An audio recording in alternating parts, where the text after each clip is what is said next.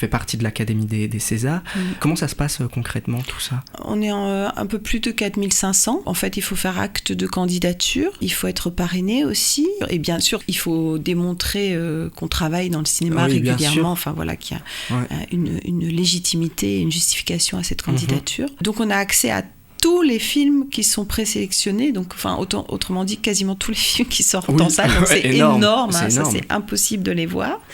Et ensuite donc il y a un premier tour de vote donc pour faire une première liste.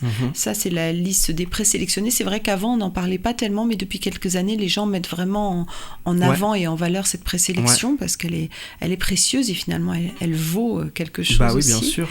Et puis ensuite il y a le vote final donc dont le résultat est annoncé lors de la cérémonie. Donc, oui, donc vous votez pour les nommés et vous votez pour la personne qui gagne à la fin. Ok, d'accord. Ouais. Ah oui, donc ça fait énormement de films à voir. C'est vrai que la première sélection, tu peux forcément pas tout voir. C'est énorme. Et puis il y a des films des fois qui... qu'on peut voir les uns ou les autres qui restent très peu de temps à l'affiche, dont personne n'a entendu parler, voilà, comme le Comte de Monte Cristo, enfin c'est vraiment les extrêmes. Oui, c'est ça, bien sûr. Et c'est du coup, ces visionnages-là, c'est des visionnages que vous faites de votre côté. Vous n'avez pas une espèce de plateforme en ligne sécurisée Si, c'est ça. On a une plateforme avec tous les films. C'est ça. Donc on peut tout voir. Ah oui, donc c'est une opportunité de... On peut tout voir si on a le temps matériel de tout voir. Je ne sais pas, je n'ai pas calculé. Mais...